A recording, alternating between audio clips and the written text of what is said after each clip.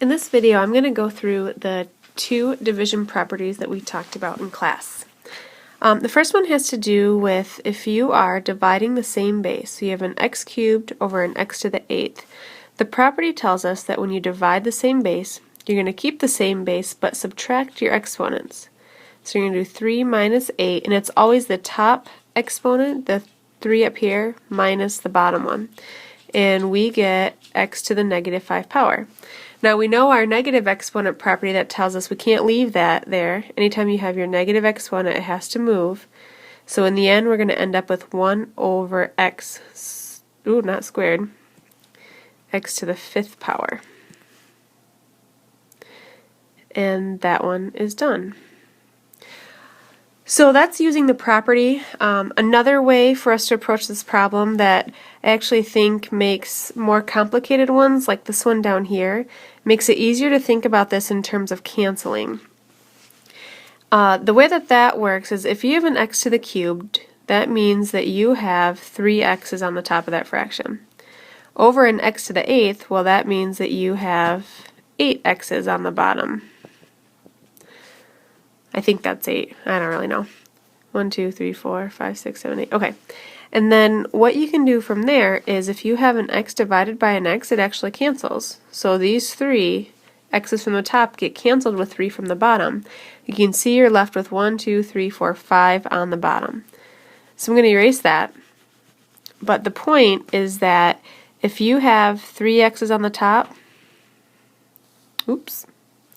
if you have 3 x's on the top, they will cancel 3 from the bottom because there are more x's on the bottom. You'll be left with a 1 up top, and then if 3 x's get canceled from the bottom, you're left with 5, so you have x to the 5th.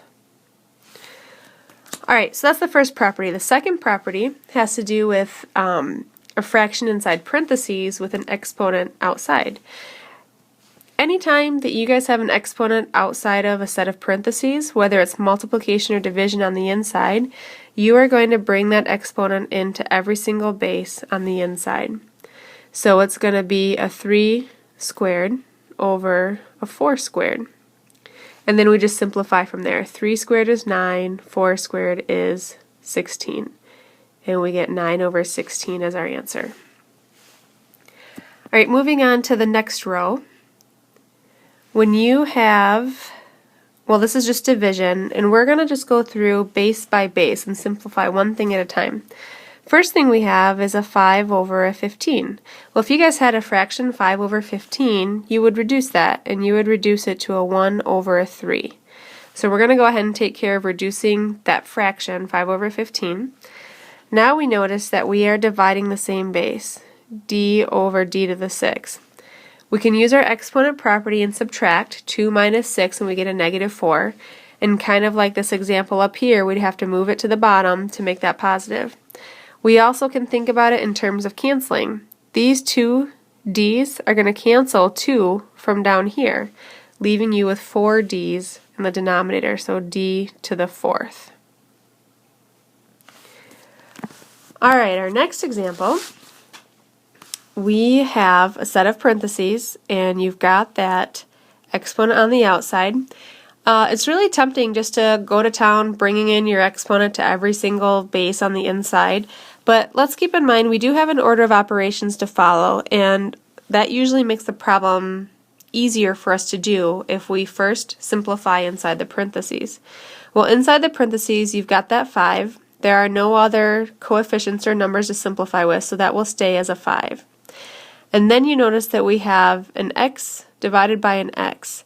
So exponent property tells us to subtract those exponents. Well, if you have 5 and you're subtracting that negative 2, you will have to add the opposite and end up with x to the 7th power. Another way to approach this is you may say, hey, there's a negative exponent right there. I'm going to go ahead and move it before I simplify. So you can move the exponent to the top. So now you have an x to the 5th and an x to the positive 2. So you're multiplying the same base, and you can go ahead and add those exponents and get x to the 7th power. So either way, you should end up with that x to the 7th power. So we simplified inside the parentheses. Everything is still being cubed. And so now we'll use our property that tells us to cube everything on the inside. The 5 gets cubed and the x to the 7th gets cubed. So a 5 cubed is 125, and then that x to the 7th cubed, we are going to multiply those two exponents and we will get x to the 21st power. And that answer is done on that one. Pretty much if you are bringing an exponent outside your parentheses inside, and it's going to have another exponent with your base, we will always multiply those exponents, just as a little shortcut. Alright, last two problems. Oops. Here we go. Alright, so this next one, it looks kind of complicated, but in reality it's actually not too bad if we just do one step at a time. First, you have your -4 divided by 2. We can go ahead and do that division. A -4 divided by 2 is -2. And that -2, it's like a -2 over 1, so that -2 would be on the top of our fraction. Sometimes I like to give myself a longer fraction bar, knowing that I'll keep adding into my answer as I simplify each base as I go through. So next you have your x's. So your x to the 4th over your x cubed. Well, these three x's are going to cancel 3 from the top because I have more x's on the top. Well, if 3 of them get canceled, you're left with just an x to the 1st power. So you have just an x on top.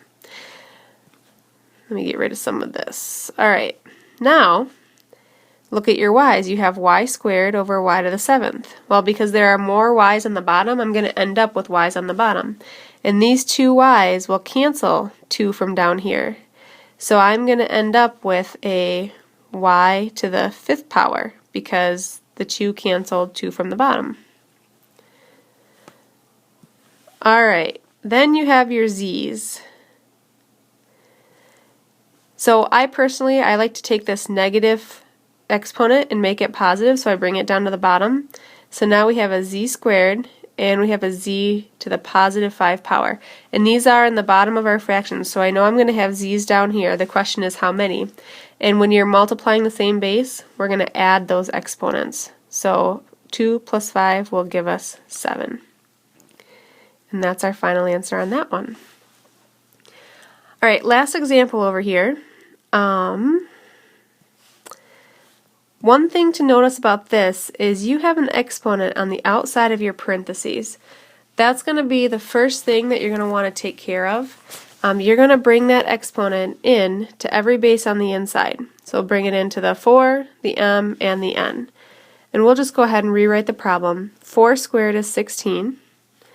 Your m to the -3, when we square that, remember you're multiplying those exponents, so it's m to the -6. And then bring your n or your squared into the n to the 5th, and again you're going to multiply those and get n to the 10th. This whole thing is over 8m n to the 4th. Now when we simplify, what we're going to do is we're just going to go base by base. So 16 divided by 8 is 2, and it's a 2 over 1, so we'll just put the 2 on the top. Now here's that m to the -6. It's negative, so I want it down here. It has to move. So I'm going to have m to the +6 times that m that's already there. And I'm going to have 7 of those because we add those exponents. And then lastly, your n's. When you have n to the 10th over n to the 4th, these 4 are going to cancel away 4 from the 10. And that leaves us with 6 of them. So you will have n to the 6th. A little bit sloppy. And that's our final answer on that.